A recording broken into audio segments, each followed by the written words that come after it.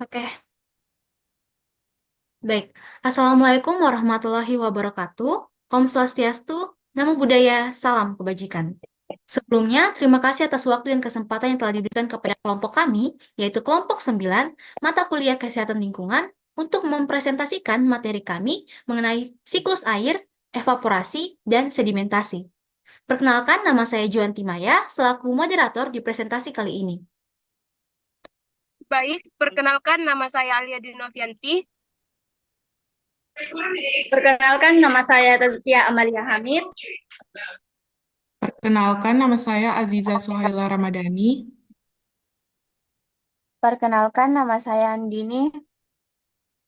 Perkenalkan, nama saya Aliani Nur Fajrina Sisman. Oke, kita akan masuk pada topik pertama. Saya persilahkan kepada saudari, saudari, Saudi, saudari Andini untuk mempresentasikan siklus air. Baik, siklus air. Siklus air adalah siklus air yang tidak berkesudahan dari atmosfer ke bumi dan kembali lagi ke atmosfer. Perubahan siklus air seperti peningkatan jumlah dan variabilitas previtasi serta kejadian ekstrim telah didokumentasikan dalam literatur ilmiah.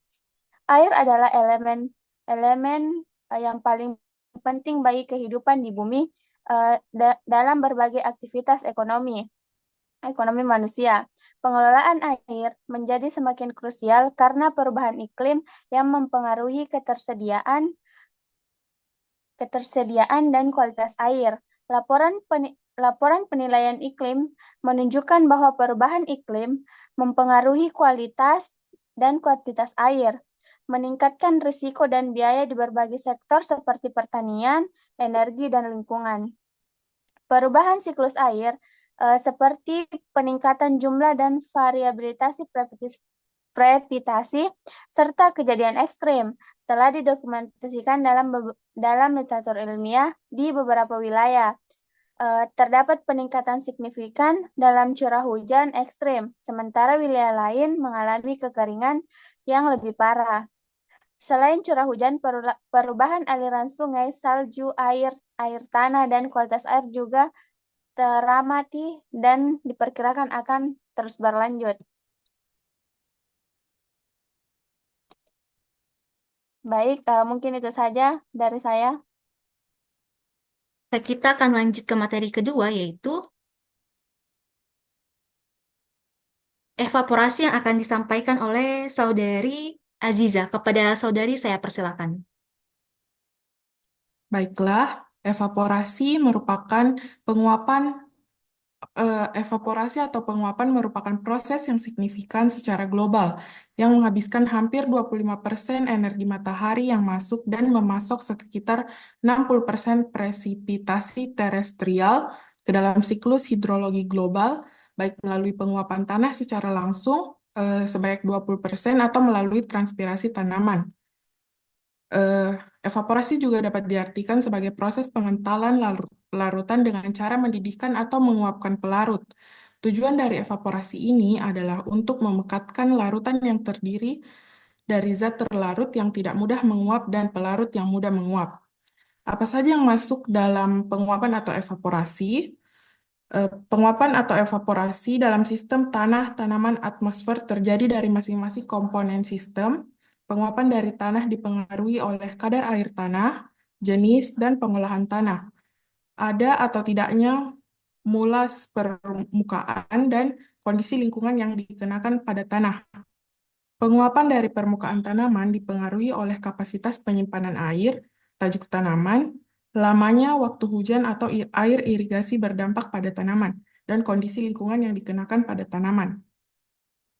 Penguapan dari atmosfer atau penguapan tetes sprinkler dikaitkan dengan metode irigasi sprinkler dan merupakan jumlah air yang diterapkan yang tidak mencapai sistem tanah tanaman tetapi tidak termasuk kehilangan aliran. Baiklah, itu saja dari saya. Oke, kita akan masuk kepada materi ketiga, yaitu sedimentasi yang akan dibawakan oleh saudari Taskia. Kepada saudari saya persilahkan. Baiklah, Sedimentasi adalah proses pengendapan material hasil erosi di tempat tertentu. Bahan yang terendap tersebut dapat disebabkan oleh banyak kondisi, misalnya material yang terbawa angin, terbawa aliran air, atau terbawa gletser.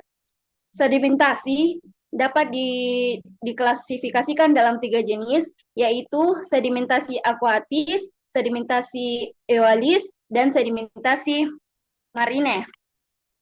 Sedimentasi merupakan perilaku alami sistem sungai. Sedimen sungai mempunyai peran utama dalam fisiografi dan pola kemiringan lahan. Itu bukan masalah, ini adalah perilaku alami sistem sungai manapun. Ini mengatur lanskap dan pembentukan struktur yang berbeda. Keseimbangan antara erosi dan pengendapan merupakan faktor utama sungai sistem. Dalam siklus hidup sungai, pada dasarnya terdapat 2 tahap, yaitu usia muda dan usia tua. Baiklah, saya kembalikan ke moderator. Oke, baik, kita akan masuk kepada topik keempat, yaitu jenis-jenis dari sedimentasi yang akan dibawakan oleh Saudari Aliani. Kepada Saudari, saya persilahkan. Baik, pada jenis sedimentasi itu terbagi menjadi 3. Yang pertama itu sedimentasi akuatis. Sedimentasi akuatis itu sering disebut dengan sedimentasi air sungai. Nah, sedimentasi akuatis ini merupakan pengendapan materi yang terbawa oleh air. Nah, sedimentasi akuatis ini biasanya terjadi di dataran rendah dan sungai.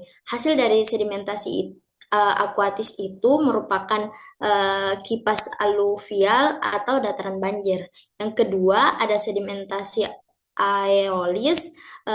Sedimentasi aeolis ini sering disebut sebagai sedimentasi angin. Sedimentasi aeolis ini terjadi karena angin membawa bahan-bahan yang kemudian mengalami pengendapan. Dataran yang terbentuk dari proses sedimentasi aeolis itu adalah gumuk pasir. Nah, yang ketiga ada sedimentasi marine atau sering disebut sebagai sedimentasi air laut. Sedimentasi marine ini merupakan proses pengendapan material yang terjadi karena adanya material yang terbawa oleh gelombang air laut. Oleh karena itu, hasil dari sedimentasi marine adalah tumpukan karang dan tombolo. Mungkin itu saja yang dapat saya sampaikan. Saya kembalikan kepada moderator.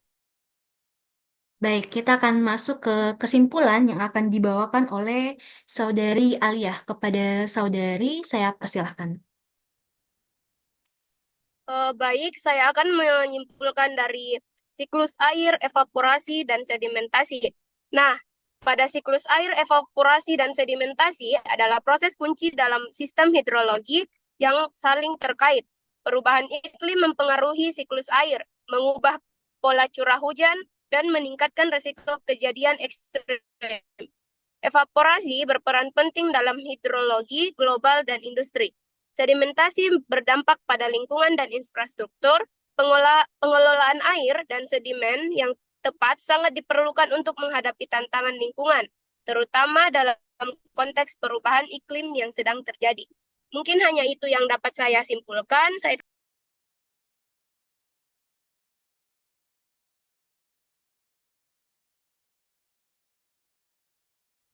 Untuk ini, kami mohon maaf apabila terdapat salah kata yang disengaja maupun tidak disengaja. Atas perhatiannya kami ucapkan terima kasih.